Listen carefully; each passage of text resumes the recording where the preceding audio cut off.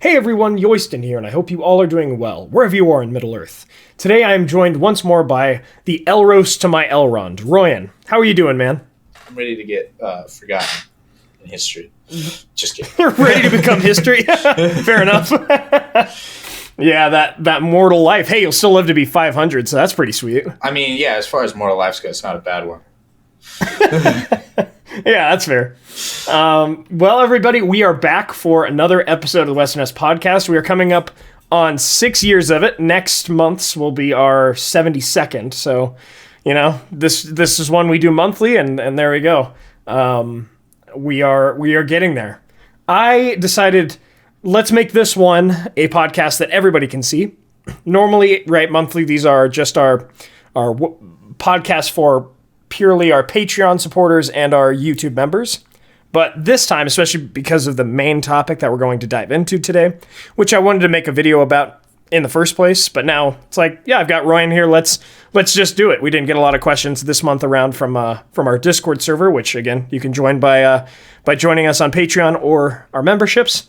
We didn't get a lot of questions this time, which is perfect, so we can dive into that, and I'll make this one for everybody to view. So if you like listening to us here, please consider joining us on Patreon or those YouTube memberships. All right, Royen, we ready to do it? Yes.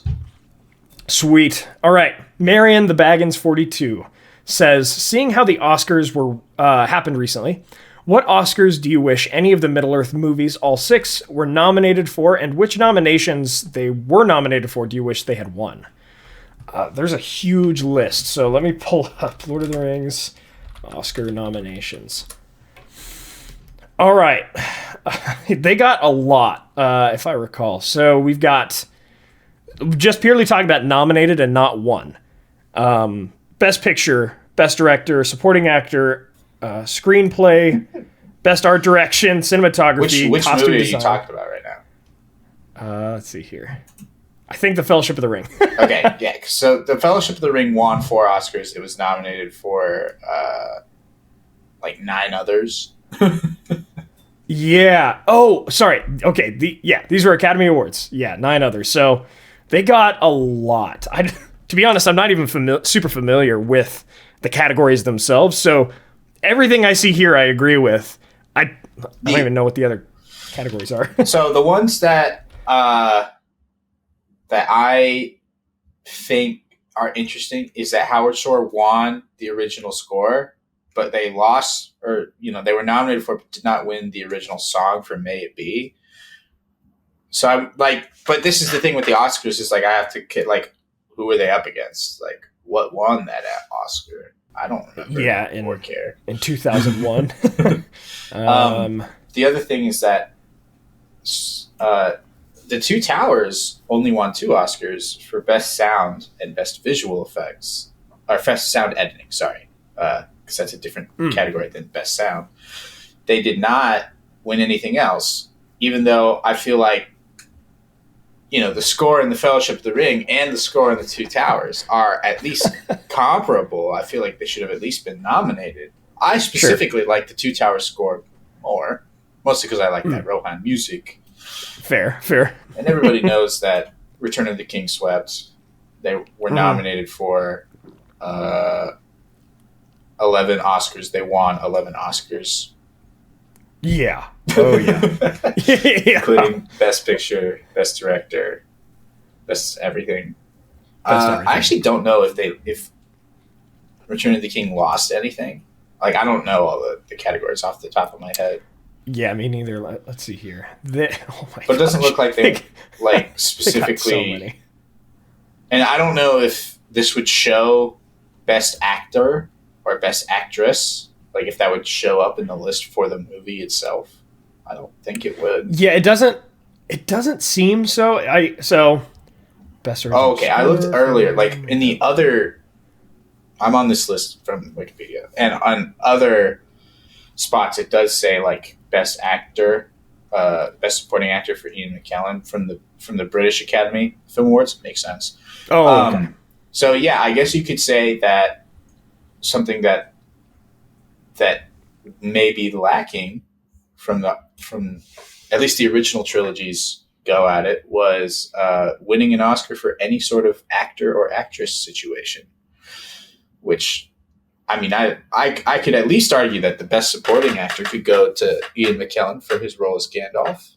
But who is the lead actor in Lord of the Rings? Is it supposed to be... supposed to be probably Elijah Wood with Frodo, but I mean... In reality, it's... In reality, yeah. It's probably actually Viggo for Aragorn. True. So that might have played into it a little bit. I don't really know. I don't have any regrets surrounding these Oscars as they happened when I was a wee lad. Yeah, honestly. I mean, so I was looking a little deeper, too. Best original song from 2001, right? So May It Be was nominated, but Monsters Inc. won it that year with the song If I Didn't Have You. So okay, I gotta be honest. I can't be too mad about that one because that song does slap. But yeah, like, I don't know. It's funny to remember the context that we're in because like 2002, it would have been the Gollum song that kind of ended the Two Towers. It wasn't nominated, which I feel like it's that one's a really I like that one. Maybe not quite as much as May It Be or Into the West, but it's up there. But like 8 Mile, Lose Yourself, that one that one was 2002. So it's like we have to remember the time frame we're in. So, but then 2003. We got Into the West, that one, best song. The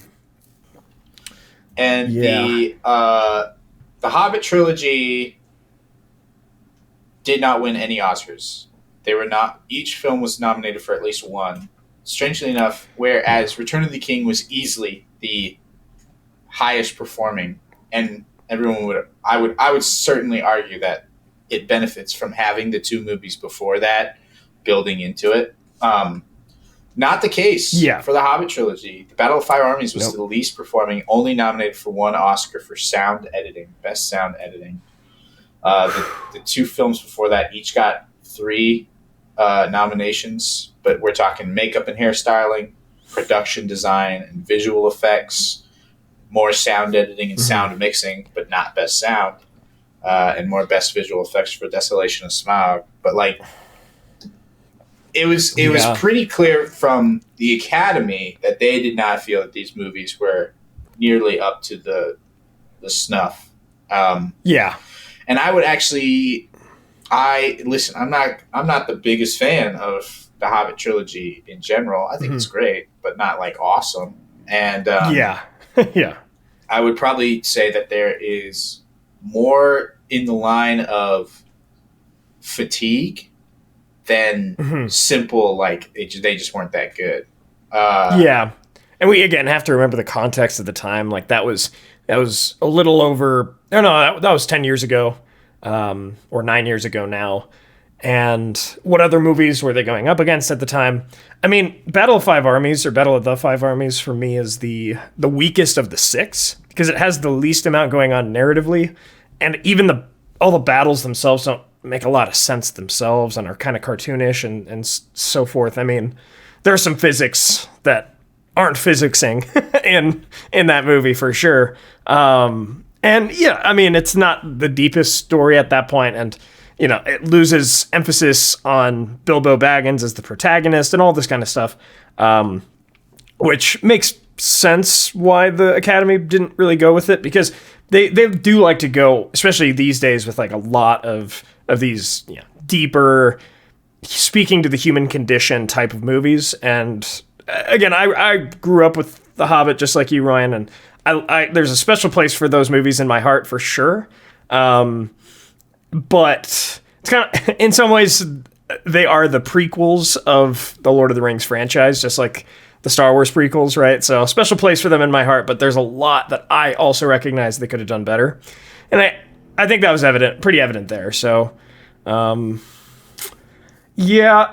see. There was the song one for, if we're talking which Academy Awards should they have gotten nominated for that but weren't. I mentioned the Gollum song. I at least think that one should have probably been nominated, if not, even though it didn't win against Lose Yourself. Makes sense. I think Two Towers should have have been nominated for Best Sound as well, or Best Soundtrack. Yeah. Whatever you want to call that one. I don't know. Yeah. Absolutely. Best Original Score, I suppose, would be the actual nomination, probably. Yeah. Looking at the Two Towers, I actually think honing in on those awards, I mean, they really didn't get nominated for a ton. I think some of the best acting that happens is Theoden after his son's funeral. And I'm surprised there was nothing for that, I guess. Let's see. For Best Supporting Actor, for Theoden. I would say, no parent should have to bury their child. Boom. That whole scene is... However, maybe that's extended edition. Now that I'm thinking about it. No. Uh-oh. Yeah. Man. Edition. Scenes.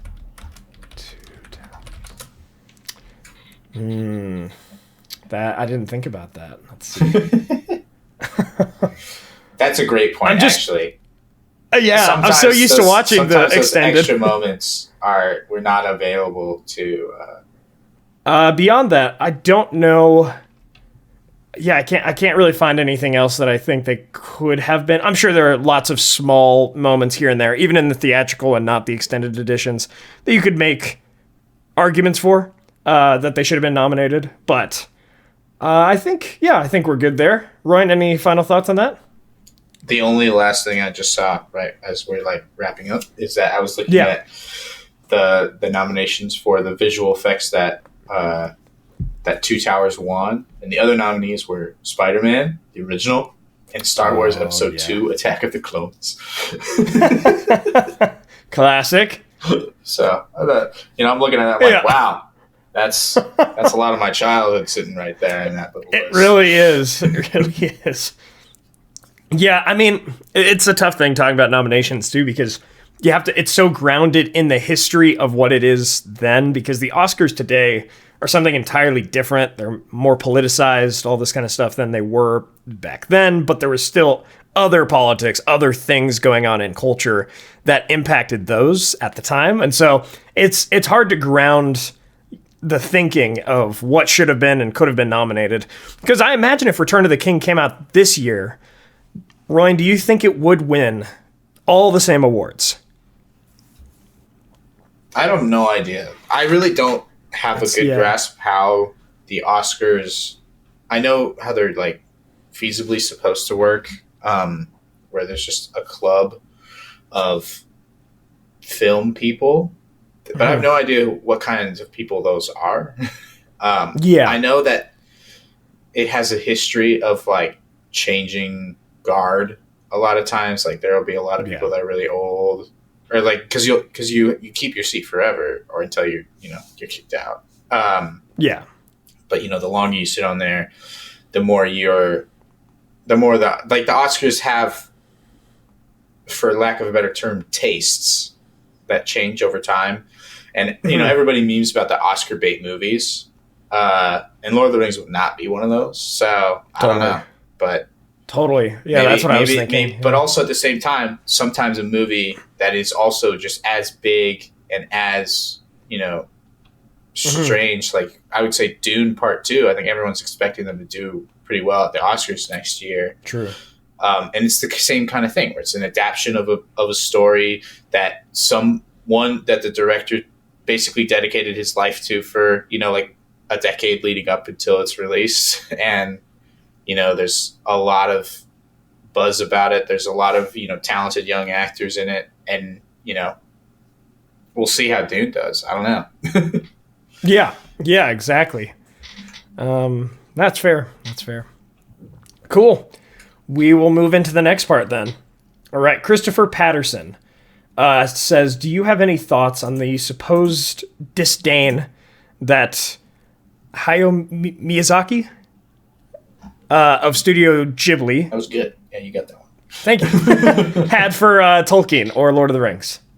My thoughts on it. Let's see. Hayao Miyazaki has an alleged disdain for just about everything that exists, including his son. I don't I don't really, I don't know how to say this in a nice way, but I don't care if people in like, you know, artistic history, like Michael Moorcock, Hayao Miyazaki, whoever, like or don't like Tolkien's works. I don't care. Yeah. I could see Miyazaki is just the kind of person that would probably look at the Lord of the Rings and just like find things that he doesn't like and then just say that in an interview, or he was like, you know, baited into saying something like that in an interview and just not think twice about it, never consider it again. And so that's about how much thought you should put into it too. That's my opinion on it anyway.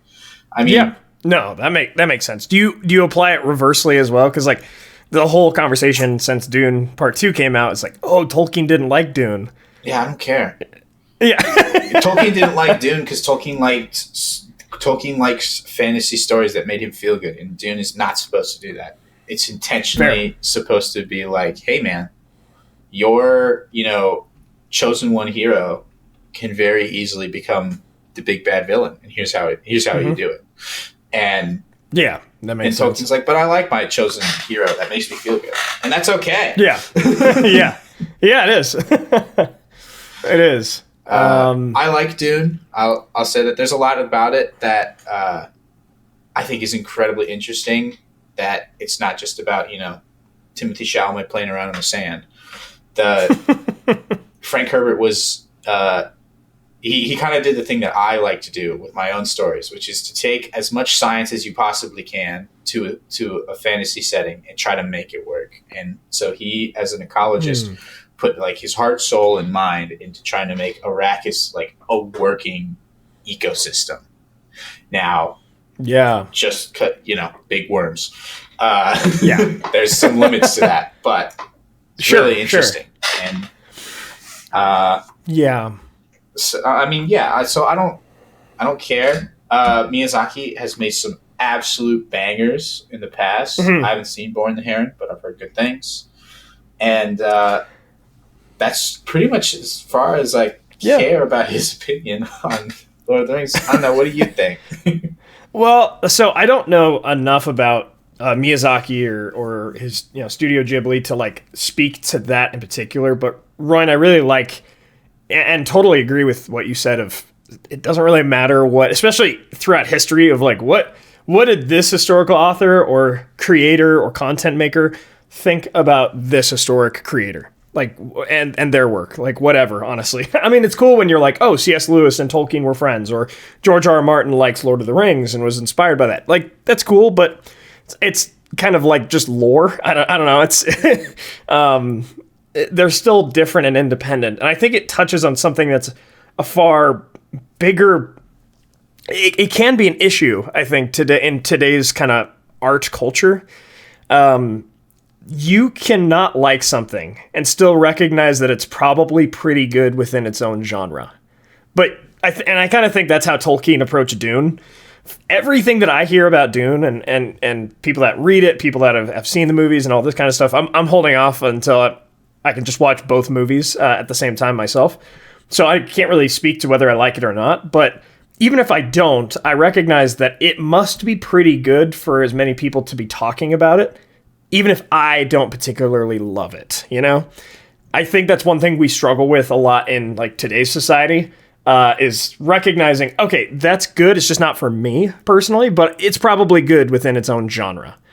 And honestly, I feel like that can be applied to this as well. It's like Studio Ghibli. Like, I haven't watched a ton of it, but I could recognize that his stuff's, you know, that Miyazaki stuff's probably super good from everything I've heard. And Lord of the Rings is obviously super good. The argument that someone may have that Studio Ghibli does not make good movies, because they do. It's just kind of like it's kind of like, I know, and again, may not be everybody's taste, but they make some bangers. Totally. That you can have two different creators make two different bangers and don't need to like each other's bangers for them to both be bangers. Exactly. And it makes movie criticism like interesting when everybody loves a piece of media, and then there's that one person that's like, let me poke some holes in it and maybe bring it down for people, but at the same time, it's like it definitely deepens the conversation, but it's tough when those people don't even recognize any pros. They're like, man, this movie, I don't know what movie you guys saw, it's absolutely trash. It's like you can't recognize that there's some good stuff, and then it works reversely as well. If everybody hates something, again, let's go back to even the prequels. Can you find anything that is good about the prequels? And so it's kind of seeing the good in the bad and the bad in the good, even if you don't love the genre or type of movie. And so I don't know. For instance, like I have yet to really get into Harry Potter. Like nothing I've seen so far like has made me really just want to dive in, but everybody else loves it. And I recognize that because everybody else really loves it, it must be pretty good. And maybe I'm sure there'll come a time where I dive in and I really start to enjoy it, but it's one of those things that I kind of missed growing up. It just kind of missed me, and I wasn't super into it. And so I'm still not. At the age that everyone was getting into Harry Potter, your parents were, you and your parents were obsessed with Lord of the Rings. So exactly. Exactly. You completely missed that bus, everybody. It's not that he's just simply being like, oh, I'm cool and different because I don't like Harry Potter. He actually, I could speak to this. Missed the bus. My guy was not looking. Yeah, exactly. And it's not even speaking bad to Harry Potter. It's just, Royen said it exactly right. So, and I recognize that it's still probably pretty good. And I'm sure eventually I will come to get into it and enjoy it, even though I'm late on that bus. But yeah, I don't know. I think people struggle with saying that, right? It's pretty much, the things that I love are super good, and the things that I don't must not be good. It's like, no, I can recognize they're good for other people and their experience. But for me, I don't know. Lord of the Rings filled every niche that I needed, man. Like Silmarillion, all that stuff. I loved it, So trying to expand my tastes now, right? Trying to get into more anime and more different types of storytelling and video games and stuff, just to expand, my interests. But yeah. Speaking of that, Royen, shall we jump in? We just had a huge conversation about how it's important for you to keep grounded and not just hate on things for the sake of hating on things. We're gonna talk about Amazon Lord of the Rings now. Rings of Power. So yeah, let's jump in. Let's see if we can keep our own advice. Yeah. So everybody remembers how we felt about season 1. We don't really have to rehash any of that. If you guys are curious, we have. I would recommend, and I'll link it in the description and in the cards. We have like a full review. It was a live stream that we did where we reviewed all of season 1. But we have so many podcasts, so many episode by episode reviews, all that good stuff. I even did a 1 year later video on it. And because I know somebody's going to ask this in the comments, why are we choosing to review it if we don't really like it? I made a video on that as well. So again, linked in the description and cards. But I think it's important, since we are creators within the space for Tolkien's works, that we watch something so heavily associated with Tolkien's works, right? And something that calls itself Lord of the Rings. It's not just going to get a pass from us because we don't like it. So where it's just like, oh, because our reviews might be negative, we're just not going to review it at all. No, we're gonna keep watching it, keep exploring it. So today I want to talk about how could Amazon theoretically fix the show, right? Again, trying to see the good within the bad. Yeah. Yeah, being constructive, exactly. Or should they cancel the show at large? Now, what I've said before, right, and I don't know how true this is, and it was spoken to in moments of frustration. What I've said is, like, if there's a good argument that they should cancel the show because it might lead to a faster remake. Like maybe we would get something in 10, 15 years that's like, okay, this is truly the Second Age on a good foundation that season 1 did not set. And I still hold that might be true, but I've had these conversations with Royen, and Royen, what have you said to that? Those remakes, if possible. I don't remember specifically what conversation you're having, but my general take on a remake is that if you want to flip that coin again, it's still going to be a coin flip. Yeah. Yeah. And studios, after seeing like oh, season 1 didn't do well and then they just canceled the show, they might not even want to try it again because they don't want to do a repeat of that experience and that money loss, right? And so maybe it would actually work against us if they canceled the show now to get a remake later. So, no, that makes sense. So, Royen, what do you think? How could Amazon theoretically fix season 2? We know it's coming out later this year. Probably get a trailer in about a month and a half, 2 months from the recent news that I've been seeing.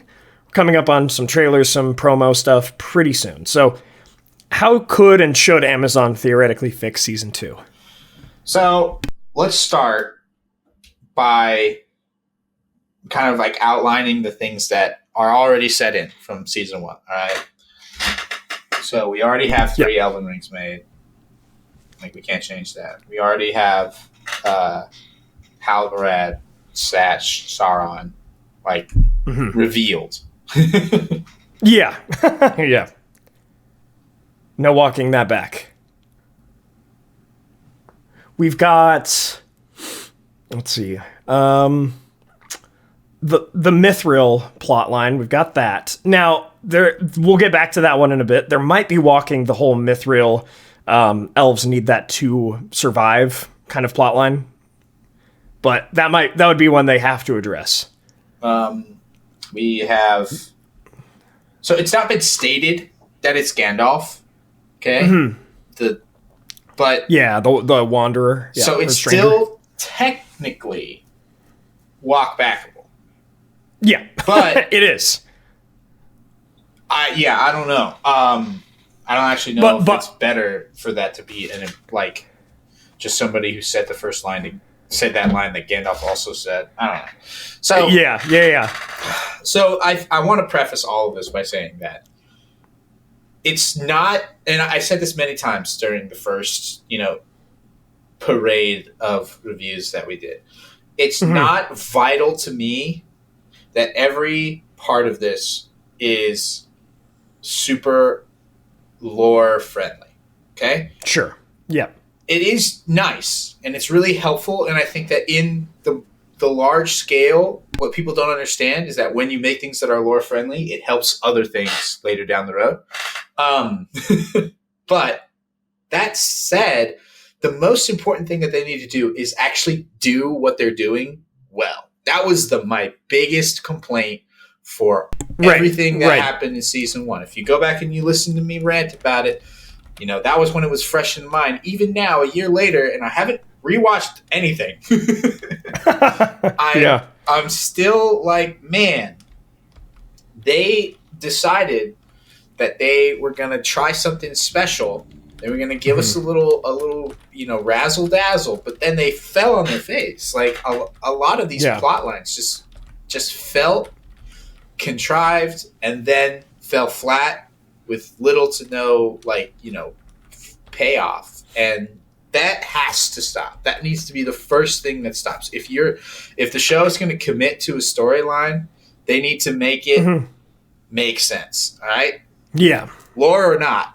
That's the number one thing that needs to happen. So if you're going to try to make Halbarad Sauron and make him the bad guy, you got to stop trying to apologize for the language, but you got to stop trying to half-ass make him like a likable character. Yeah, right. We already know he's Sauron, okay? We already know he's going to try to take over the world and kill everybody.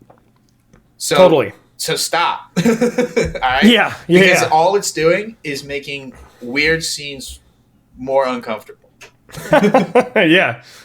I totally agree. And I mean pushing forward with the plots that cannot be undone, which is a big thing. Like, they've set up things so the stranger coming in on the meteor, that has to be addressed. Like, why did he really fall out of the sky? And I'm not satisfied with any sort of conclusion they've reached on that front. Mordor has been reclaimed by Sauron, right? The Mount Doom has gone off. That whole southern kingdom has been pretty much unmade, right? All of that, you can't undo that, right? The show has already fallen onto that, and for it to make, because I totally agree, even with, being somebody that loves the Second Age lore, all that kind of stuff, we are already too divorced from that lore in this show to fully make a comeback with it, which makes a season 2 of this pretty rough, just because like there are things that we wish we would see that we know we're not going to see. And I think in that realm, like season 2 won't be as bad as season 1. I don't think it will be, because we already know what it is. Like we know what we're going to get more of, and we know what we're not going to get. And I would say that some of these things they just have to like fall into at this point, right? Some of these things they have to accept. So 3 Elven Rings already crafted. We have Sauron revealed as that man, Halbrand. We've got likely the stranger is Gandalf. Like Ryan said, they actually did this in a rather smart way. They left themselves a little bit of wiggle room. I would say it would make sense at this point for a show that wants as many connections to Lord of the Rings as possible for it to be Gandalf. Again, maybe it's something they should just lean into at this point. But what we need is, I think, we need to see the other wizards then. We need to see what does an older, like a second age version of Sauron look like, second age version of the other wizards, the blue wizards, right? We don't know how much lore they have with that, and Radagast. They need to like lean into it at this point. But they need to lean into his themes as well. This whole like, he doesn't remember who he is, but he remembers that he's good, right? Okay, that's got to stop. Like we got to get actual Gandalf. Not fully realized Gandalf, but one who's still going on an adventure learning about Middle-earth. At this point, he's studied under Nienna and Manwë and Varda, and he has a lot of these innate values and virtues that we do see in The Lord of the Rings, but he also needs to learn now more about Middle-earth itself. The state of men, elves, dwarves, halflings. Like, we need to learn about... He needs to learn about how do I go about Middle-earth, traveling these lands, traveling with people that are now mortals. He would be, at this point, used to dealing only with immortal beings, but actually doing something of value with the time that's given to him with mortals, right? He should be getting these themes down. Galadriel needs to be... There's some reconciliation that needs to happen with her. Like, I think Celeborn needs to come in the season. I think he will, but Celeborn needs to come in the season. We need to get that back on track. And there's still room to do that, to at least access some of their actual lore. Numenor. How do you think we fix Numenor? So Numenor was actually kind of like the least battered part, for at least in my opinion. I think that with Ar-Pharazôn, he was I felt like that was actually a good character. I liked what he was doing. He was the perfect blend of charming but still unsettling. And so I would say that the only things that I would want to change are, I think Isildur is just a limbo character that just doesn't do anything. At least not yet. We'll see what they do with it. I'm trying to remember everything that happened. But I think that if they lean into the beginning of corrupting Numenor, that can start to work. It's possible that they may want to like show Numenor as good stuff before they do that, and that's fine as well. Mm-hmm. If they want to spend some time with Numenor being so, at least in my understanding, Numenor is not just like a great kingdom that takes care of itself. It's a force. It's an influence in this time in Middle Earth. So I want to see more Numenor affecting the rest of Middle Earth. But that's another one of the big issues that I feel like this series has, is that it does the late season Game of Thrones thing, where it's like you have a map that you see at the beginning of every episode, but in reality, it's like 5 sets. It's the set inside the Red Keep. It's the set at the Wall. It's the set in Slaver's Bay. And it's the set in, Bravos. And we just keep teleporting between those sets with different characters. It feels like a stage production. I don't like that. And I think that this is... I understand why. It's a TV show. They have a budget per episode. But as you know, the more I see these incredibly well-made movies with shoestring budgets, like Godzilla Minus Zero, like the more I truly believe that if they put their back into it, Amazon could make its money worth itself and make a TV show about the second age of Middle Earth where we get to see the second age of Middle Earth more. And not just see like these characters inside a house set in some setting.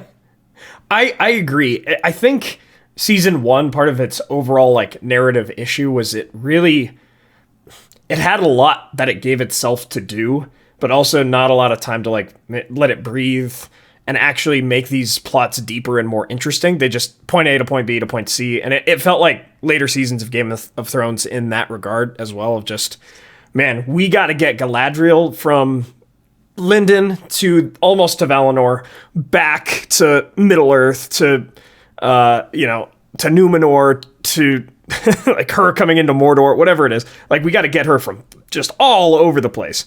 And I mean, you felt that, and you felt like kind of there wasn't a lot of connection. I was forgetting. She went from Valinor or near Valinor to Numenor to like she swam across the ocean, all this kind of stuff. Again, reconnect with reality, I think, would be my biggest overall thing with all of these. Is like, hey, we're in Middle Earth, but like Galadriel's still a being. She's still somebody that could die theoretically. So let's like not have her swim across the length of the Pacific Ocean, you know? She had a boat for at least part of that. Yeah. But yeah, no, then she was like on a raft. I don't know, it was a whole thing. But it was. So I would love to see more of the small scale Middle Earth. I don't mean like I need to keep sprouting out plot lines. I think that filmmakers kind of fall into a trap where they feel like every like collection of people, not characters, but like people that they show need to play into the plot. I don't think that's true. I think, showing more villages that just only exist to give a little bit of visual storytelling, a little bit of, flavor, and just also just a setting to interact with would work. Totally. I'd love to see more of that. I would also, completely change gears. The stuff with the elves and the dwarves, all right? I'm fine with them not liking each other. I think that's great, actually. Okay? The reason that we came to so far, I have my reserves, but that's already set in stone. Yeah. So let's move forward from here. Okay? How do you think we fix the Mithril plot? I've seen some discussion online that it's not actually true, and it's a lie spread by Sauron. The only problem with that is, like we saw it there. and we saw like Mithril bringing that tree back to life, or whatever it was, or the leaf back to life, and so I don't know how it could be a lie per se. But now, how do we make that fit with Middle Earth? I don't know. Supposedly, we don't actually have to deal with that plotline again because of the existence of the 3 elven rings. Yes. And saying that elongates the lifespan of the elven people in Middle Earth just by having those rings exist. Theoretically, if that's where we leave it, okay. Like, that's fine. A huge fan of that. If all the Mithril plotline did was get us to the point now where the dwarves don't trust the elves, that's fine. Right? We don't need to continue to play into the Mithril plotline. We can continue to play into dwarves mining Mithril and becoming stronger, and maybe that starts putting the elves on a worry. That's fine. Totally. That's even good. I think that I don't know what I want the dwarves to do moving forward, because I'm looking ahead. I'm seeing like the downfall of Numenor. I'm seeing the Battle of Elves and Sauron coming up. I'm seeing, I love your idea of having the stranger explore with the Harfoot girl whose name I forgot. And meet these people, learn about all these races, and start to build that foundational knowledge in those themes that when we see Gandalf again, 1,000 years from now, he actually is the wise, great wizard. I love that. Yeah. I think that's a great path for it to go if they, actually do that. I think if they hone in on particular characters at this point and their journeys, like 4 to 5 and how they're interacting with the world and these different peoples, I think that's how you do it, because it didn't feel super natural in season 1 that was actually what was going on. But Galadriel, she was deceived by Sauron personally.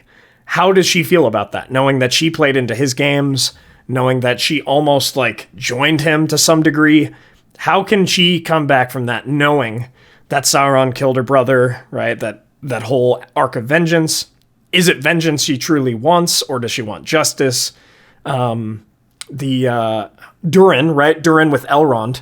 He has his own personal journey going on, and so does Elrond, of almost, I don't know, defying one's culture to get to greatness.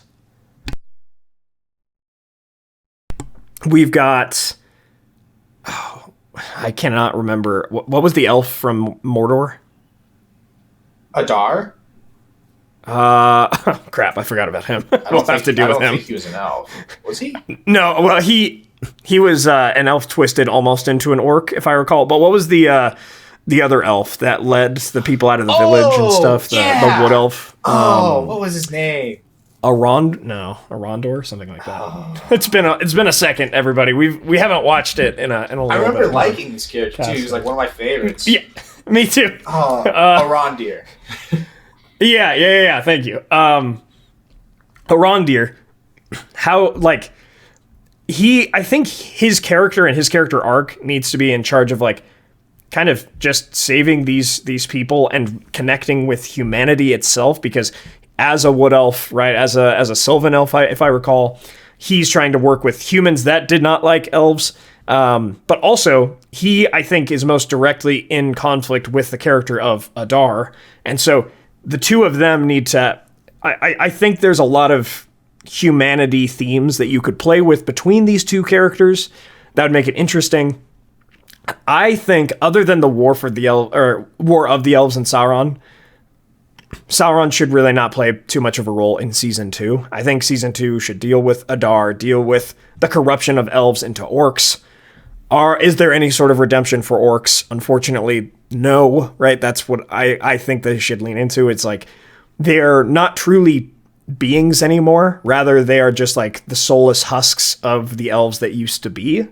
And so the best thing you can do for the orcs is to, like, take them out, because that's kind of how it is in Middle Earth. They were so corrupted and perverted by Melkor that the orcs became not really, like, beings anymore with normal emotions, anything like that. In my mind, they're somewhat akin to, like, undead, because the Fëanor, the elven spirits, left their bodies, I want to say, after such extreme corruption.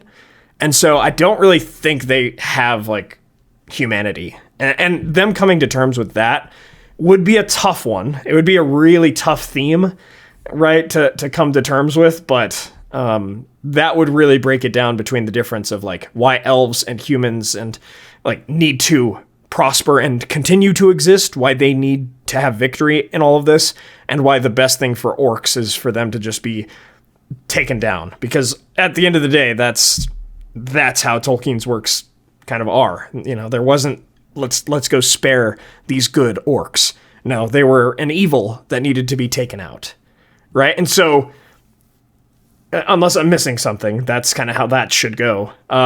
But yeah, not much Sauron, I would say, in Season 2, until we get to him killing Celebrimbor, and that's where you tie the dwarves back in, where the dwarven people, and maybe Durin and Elrond help with this. The dwarves of Khazad-dûm are, like, convinced, hey, those are your neighbors, and they are, like, beings that have helped you and can help you, and you need to go to their aid. And then you have a fight in Eregion with the dwarves and elves against Sauron and the orcs. That would probably be how I'd end Season 2, but I think, again, if you focus on the main characters and really telling a story that's coherent in the lore, and one that connects people to humanity and to, like, human themes, right? The things that shows have done for, like, decades at this point, the best shows have done. If you can connect to that, Season 2 could really make a comeback. But I don't want to see all this just jumping around, these I think some of the dialogue was kind of rough, and some of the internal logic was really rough in season 1. Those were my biggest problems with it outside of a lore perspective. The internal workings of the show just didn't really work. And so I think if they just took time to not just let's go to all 50 of these characters, but let's focus in on like 5 or 6. Galadriel, Arondir, Durin, Elrond, and some like Elendil or Isildur, something like that. Like, they really took the time to tell the stories through these characters. I think that would be the best way to do it, because even that's part of what made the Lord of the Rings movies successful. They told it through Frodo's like perspective, and then kind of through Sam's, then through Aragorn's and Gandalf's. Right? Sometimes you got perspectives of the other characters, but really those were the driving forces. What do you think, Royen? I like it. Do you think that there's anything that could work from Adar Sauron power struggle, or do you think that would be a trap? As they work to actually unite, because you said that Sauron like had united, not united Mordor, but that actually hasn't happened. The Mount Doom, erupted, but that's it. Yeah, that's a good question. I've heard rumors that maybe they will lean into a power struggle between Adar and Sauron. Yeah, that's why I asked, because I think that's where they were leaning. But do you think that's that could work, or do you think it's a trap? I think that's a trap, like narratively a trap. Yeah, I don't think that works, because Sauron outclasses Adar's strength 100-fold. It's not even close. Like, Sauron was the direct lieutenant of he who created the first orcs. Adar was just almost one of the first orcs. And so maybe you could play into like following kin, and maybe this is even part of the whole, this is how they tell the story of, if I'm being very generous to this plot line, could be how they tell the story of like, can orcs be redeemed? And that's what Adar is trying to do. He's trying to say, like, we are still people and all this. And Sauron reveals that no, like, you're not actually, you can't be saved, kind of thing. And then they all fall in line behind Sauron. But my only problem is just like the weakening of Sauron to such a degree where he would be comparable to Adar, and like there's an actual struggle. Nah, I don't know if that would be interesting. What do you think, Royen?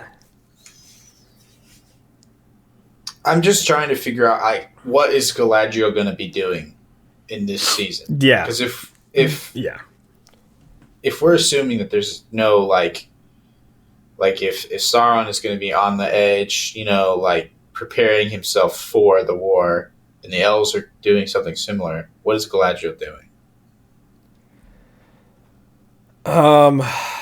That's a really good question. So I can see like if Adar and Sauron were fighting, or not fighting, but like politically struggling for each other, and they did that by raiding outside of Mordor, and then Galadriel and some of the other elven characters that we've seen like respond to that, and we could explore more of those elven characters, and Galadriel can kind of be struggling with what you're talking about, like, is it revenge or is it justice? What am I looking for? And you can even introduce Celeborn there to be a calming presence to her. I like that. I think, her almost just looking for revenge and going about it and kind of letting it almost corrupt her character, especially because I think she'll be wearing Nenya at this point. So unlocking new power, going forth and looking for vengeance, just looking to kill Sauron the first time she sees him, and then her having to kind of to come back from that. I almost think Galadriel could still, at this point with how they've written her, be the force through which we see most of the adventuring happening. Like, Gandalf's traveling, but so is Galadriel, more than maybe any other character in the series. They're actually just like, she's trying to get to Mordor just so she can take out Sauron. But along the way, she has to find Celeborn, learn not forgiveness, but the difference between vengeance and justice, like exploring that kind of trope. I think with how they've set up Galadriel, that would probably be the best move. Yeah, the more I think about it, though, like, they're going to have to deal with this can orcs be redeemed sort of question. Again, Tolkien's works make it, if we're going to approach Tolkien's works in any sort of way, like, orcs cannot be redeemed simply because otherwise Aragorn would be the biggest villain ever because of how many orcs he killed. But they're going to have to deal with that as well. And maybe they do that through the vector of, again, Adar and Sauron, but also through Galadriel. Of, like, Galadriel's just taking the orcs out left and right. Is she right to do so? Maybe. I don't know, you know, so... yeah, hers would be a tough one to come up with. Because, again, I think you got Elrond and Durin journeying together, learning how they can be friends while being apart from their own people. I think Elrond needs more independence from Gil-galad at this point because there are clearly things that they disagree on in the show. And so him going off from Gil-galad a little bit, Durin going off from the dwarves, and maybe working together on something in Eregion, and then the war breaks out, then they have to go back to their people, explain the need for help and the need for, like, alliance, maybe. I don't know. That could be a good theme to explore. Galadriel, though, she's just kind of wandering, I think. All right. That's a tough one. Okay, so we touched on Gandalf going into the East and, like, learning about humanity and mortality. We have Galadriel going through and learning difference maybe between vengeance and justice. Durin and Elrond, the differences between their people and how can they find alliance. I think on Numenor, continuing with this idea that Elendil's daughter loves, or whatever, the son of Ar-Pharazôn, I think that could also be interesting because it's like you have somewhat of a Romeo-Juliet sort of dynamic of the House of the Faithful and the House of the King's Men. Mm-hmm. And as Ar-Pharazôn is getting more political power through marrying, if that's the route that they're going to go, but I think so, kind of marrying and usurping Tar Miriel. I don't know. That could be an interesting one as well. It'll be tough just because I feel like they're going to want more action conflict than I see setting up in season 2, you know? And so I don't know where that'll all come from, but you could have some civil strife in Numenor. And then at the end of the season, I think a lot of the apex of the season where Galadriel, Elrond, Celeborn, Círdan, all these characters meet up is going to be in Eregion against Sauron's invasion. I think that's where they need to end up in the season, so I think that's where they'll probably go. And it's funny, all of this stuff, and it's like, what do we do with Arondir? It's like, I think he's just helping the people of the South get by. Yeah. And learning about that, but that, even now that I'm thinking more about it, might be one that you focus less time on. But I like my boy Arondir, man. He was cool. Yeah, I know. He is cool. He is. Yeah, it's tough. It's just tough because remember how rough that subplot was? And ultimately it's been mostly solved because it just led to Mordor being pretty much Mount Doom going off, you know? That's what the whole plot line led to. It was just the reestablishment of Mordor as a place of evil. And so now that that's been done, I don't know how much there is actually for them to do down in the South, other than just getting going and finding a new land and a new home. But I feel like that's so disconnected from the story that I don't know if it's worth exploring that much. It's almost like, well, you know, to go back to Game of Thrones, what was Dorne up to during like season 2? They never showed us, but they were doing stuff. It's just, I don't know how relevant it was. But yeah, I think that's how I would do it, is just hone in on a few characters and deal with deeper themes. Again, this orc, I've been looking at, you know, different explanations. I'll have to make a video on, like, are orcs redeemable in Tolkien's works? But as far as we see, no. But that clashes with a lot of like modern storytelling ideals and a lot of maybe what Rings of Power was going to want to go up against, especially with this character of Adar. So they're going to have to address some deeper themes here. And depending on how they go about it, I think is kind of how good is season 2 going to actually be. Because you can't simultaneously set up orcs to be redeemable and then have Galadriel just go and slaughter a bunch of orcs and have that be okay. So they're going to have to deal with deeper themes. And I think if they get some internal wisdom and some internal logic to it, season 2 actually won't be that bad. Any final thoughts on this one? No, I think we've outlined a plan. We'll see how quick until it's shot. But as always, I think it's important for everyone to just remember that I can't speak specifically for Yoisen, but I want to like this show. And so I really do want these things to come out. And if they don't go in the directions that I'm hoping or expecting them to go, then I at least want them to do so well. I want to see a good TV show. If it's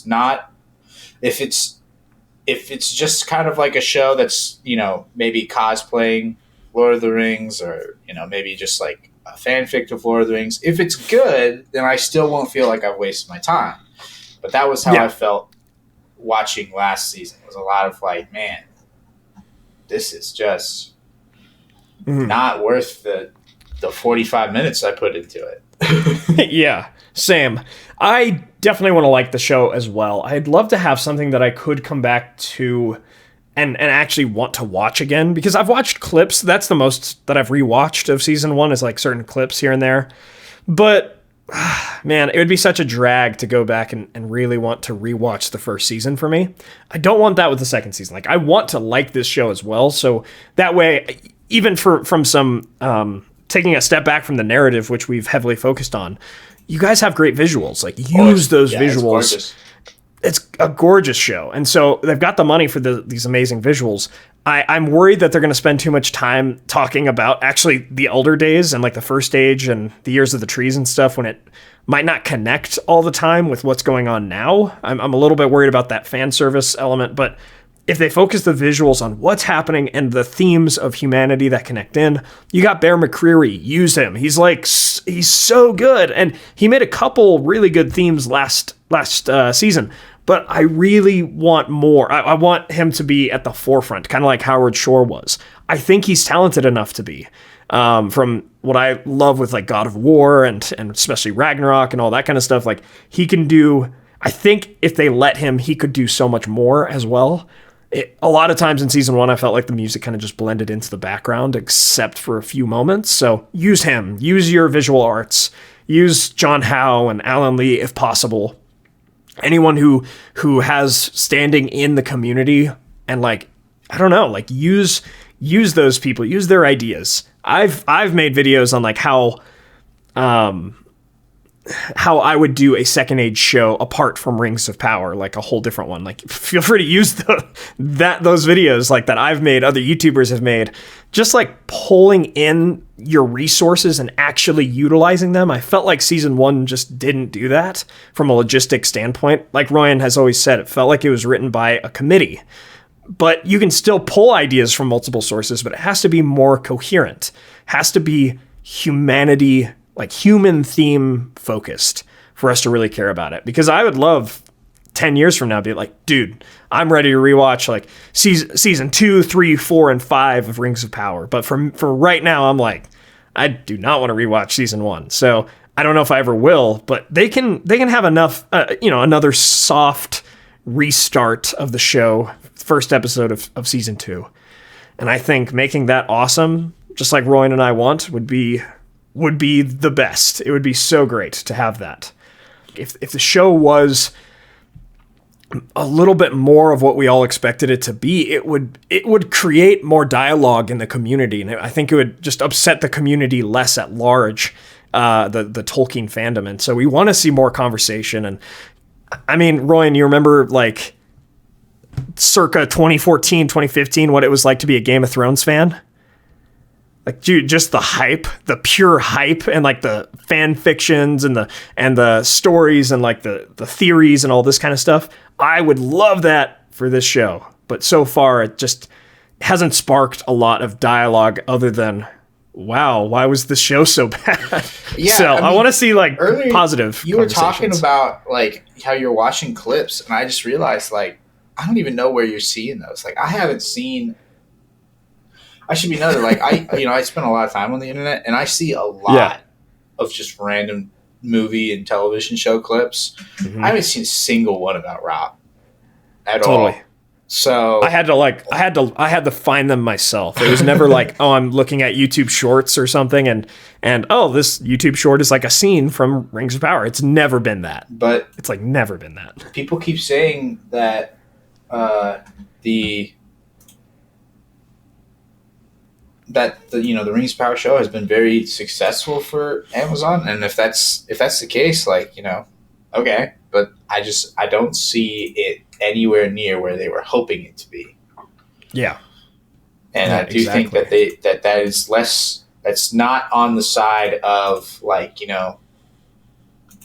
grumpy fans that are mad that it's different, and more so on the fact that they just didn't make an interesting show to watch. And if they can do that, then I think a lot of other things will suddenly start falling into place. Totally. Yeah, no, you're exactly right. It never just entered the kind of locus of society's interest to such a degree where, again, people are talking about it all the time on like TikTok and Instagram and Facebook and Reels and all this kind of stuff. It's just never... And right now, if I were to rewatch any scene from Rings of Power Season 1, I'd have to like think about it, not just fall into it. Because I can rewatch scenes easily from Game of Thrones' first 4 seasons. Just, oh my gosh, it just captures you the moment you see it. It would have to break through some layers at this point to find my deepest interests. Really, one of the only scenes that I'd actually be like, I'd want to rewatch that is like from the opening during the Silmarillion and the. But again, that feels like fan service. It didn't even connect that much to the main plot.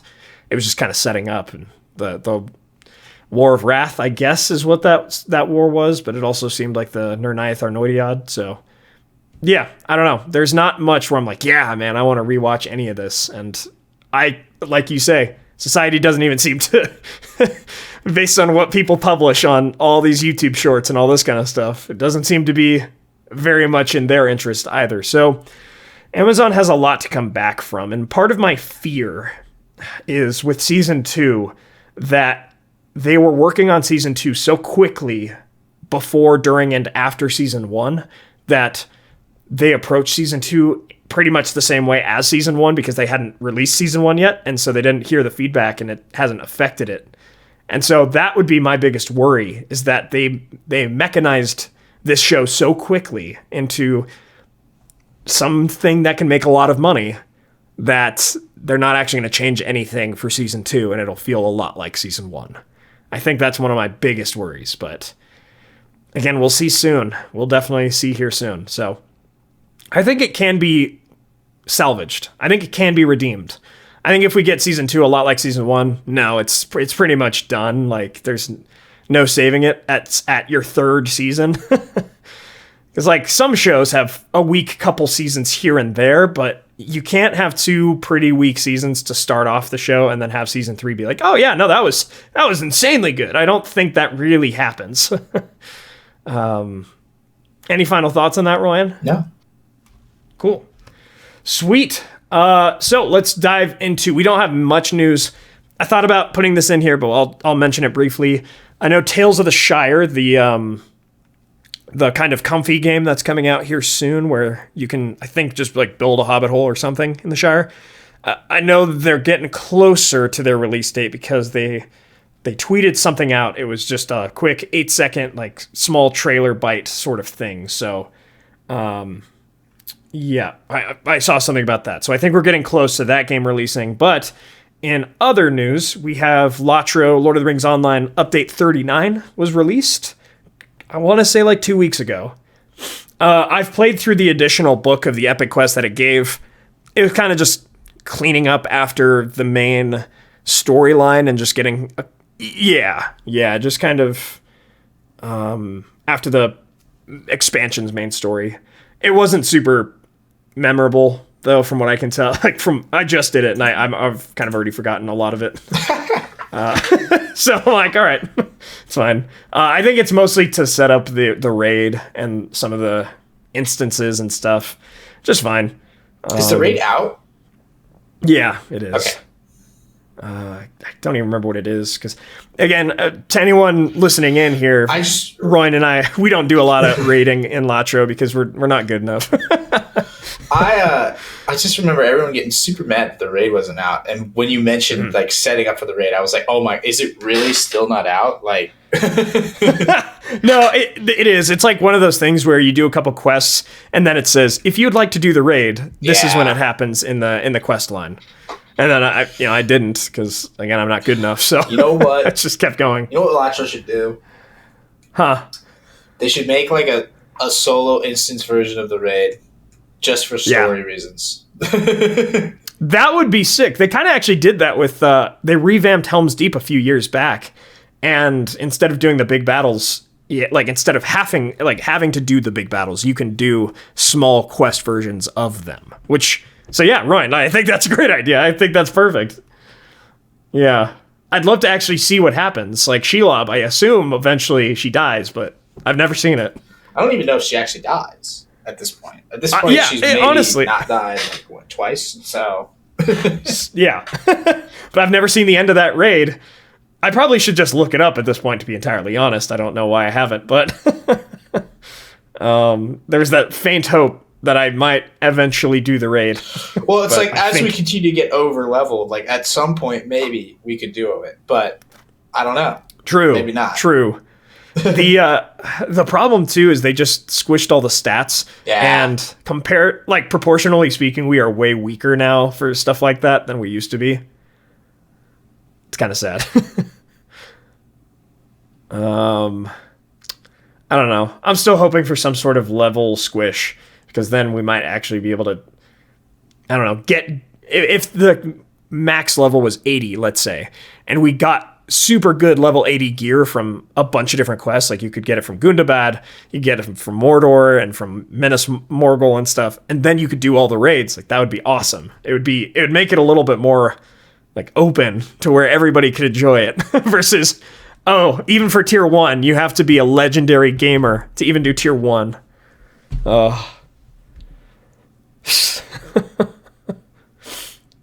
Man. It's funny. Like I've talked about it before. We're doing our D&D campaign, and Yoisten and Royen are characters in that campaign. They're not player characters, but they're ones that I, as the DM, have like used to help tell the story. They are way stronger in that campaign than they actually are in the Lord of the Rings Online, where they first existed. Yeah, that's Dude, true. They're so bad in LOTRO. Speak for yourself, all right? Like, I'm not that bad. It's just that the D&D characters are definitely overpowered. Yeah. Yeah. No, I mean they're fine for not rating purposes. They do good with on-level landscape targets, but they are not optimized. No. No. Again, what was that story of you tried to get into a raid and somebody inspected your gear? Yeah, they're like, get off of, they're like, turn off Anonymous or whatever. And I was like, no, please. And I turned off Anonymous. They're like, sorry, bud. And then I got kicked. I think I remember at one point some of our viewers even tried to help us, like, do one of the raids. I don't remember which one. Might have been Anvil. It was Shelob, too. We were so bad that they couldn't even carry us. So, and they were actually good. Yeah. Yeah. I don't know. I'm over it. Yeah. I'm just accepting it. Yeah, me too at this point. It's all right. There's so much more to love about this game than the raids. And so that's why for this update, I was like, yeah, all right, whatever. Like, I know I won't be doing much of it anyway. There are a couple more instances though that you can run solo. I do have to run those because I'm curious if they're fun. But I wish, like you said, that would be so good if there was a quest version of the raid so you could at least see what happens. Dang, that sounds awesome. All right. Other than that, we don't have really any news. We're coming up very quickly on Tolkien Reading Day for 2024, so there's going to be a lot of different stuff. I am curious if right after releasing this podcast, Rings of Power drops a trailer for Tolkien Reading Day. But I said the same thing 2 years ago, and they did almost nothing. They did like a small thing on Tolkien Reading Day, so don't think we'll see that yet. But watch, knowing my luck, that's what we'll see. But if so, we'll do a trailer review. Yeah, just checking Twitter right now really fast to see if we got anything else. I think we're set. Yeah, just expect a lot of Tolkien creators to be dropping stuff here very soon. I've got my Tolkien Reading Day video about to release as well. So I think that's where we'll end it. Royen, any final thoughts on anything we talked about? No, just thanks for having me, and always nice to make a podcast that goes out to everybody. But if you'd like to see these every month, remember, just $1 on we'll get you Patreon. I don't know how the YouTube members works because I've never even touched it, but yeah, it's pretty much the same sort of thing. It's just like that little join button under this video. If you hit that, and same sort of thing, I think it's $1 a month and access to all of our 70 other podcasts, our Discord server, more direct access talking to me. Honestly, I need to do better with this, but I have fallen off of my Facebook messages and all this kind of stuff. I'm just like, it's kind of hard to contact me now just because I'm so busy. So, but if you want more direct access to talk to me, please consider joining our Discord. That'll probably be the best way to talk to me directly. So, yeah. All right. Royen, as always, my friend, thanks for being here, man. Appreciate you.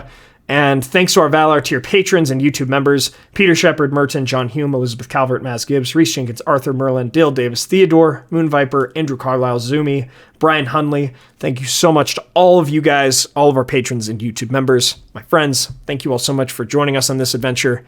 Until the next one.